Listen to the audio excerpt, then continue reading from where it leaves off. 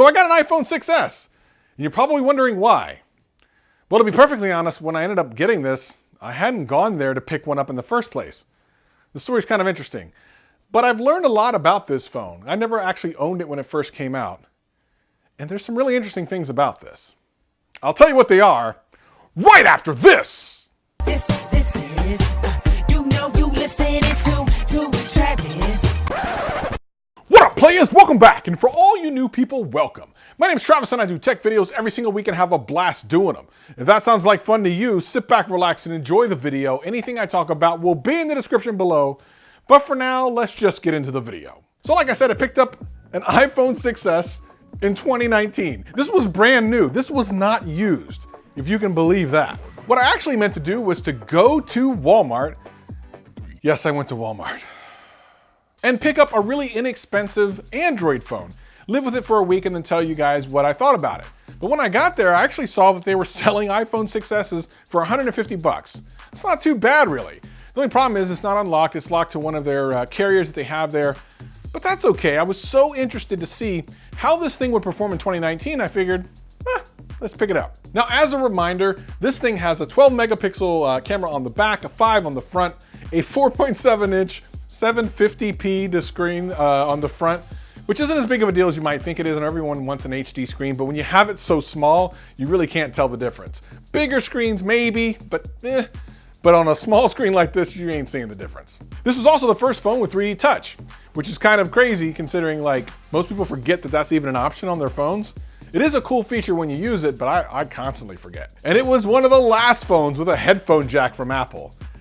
The Apple, what are you doing? It rocked the A9, which was supposedly 75% faster than the A8 and like 90% faster graphics performance than the A8. So you'd think, wow, it's super speedy, that's great and everything, but we also know that the A12 is super powerful, like ridiculously powerful.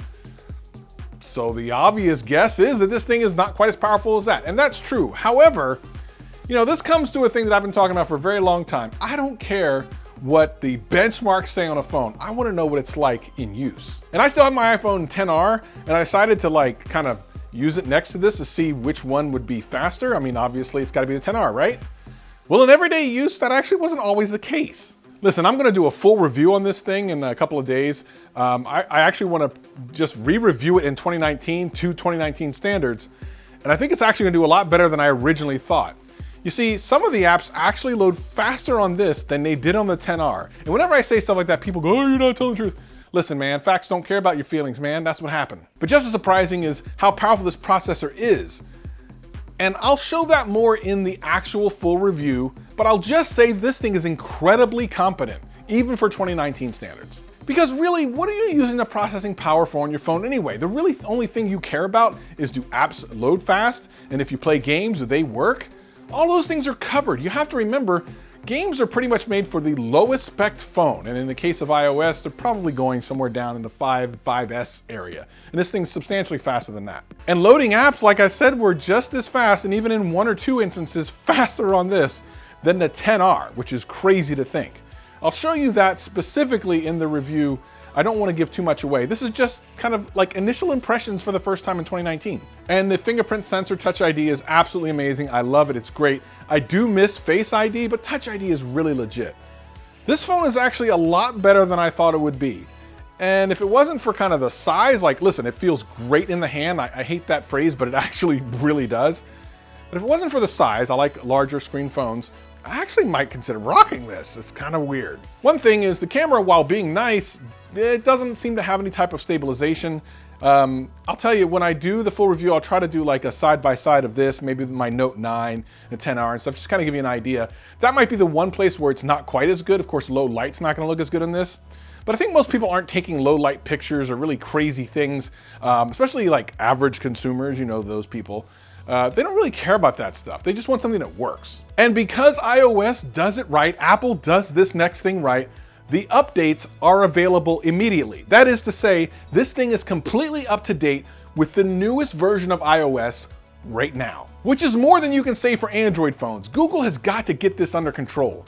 I took this thing out of the box and it's now up to over iOS 2.1.2 or something like that. So it's on par with all other iOS devices. If I go buy a $70 Android phone, it ain't getting 9.0. That is to say, if it doesn't already ship with it, the chances of you getting it, pretty low. And that's one of the things that actually separates iOS from Android. I wish Android would get on point with this. I mean, please, can we get just universal updates across all Android phones so we can knock that off the list? It's a little annoying for me with my Note 9, knowing that 9.0 is out there and I had to wait how many months to get it? But anyway, I'm really looking forward to using this for the next couple of days. I'm gonna do that full review. Let me know what you want me to test in the comments below. I'm actually really excited. So far, I'm pleasantly surprised. And then I'm also trying to figure out some way to maybe destroy this thing at the end of the review. I have an idea, but if you have a really cool idea, leave it in the comments below. If this video helped you out in any way, hit that like button, hit that subscribe button, hit that notification bell.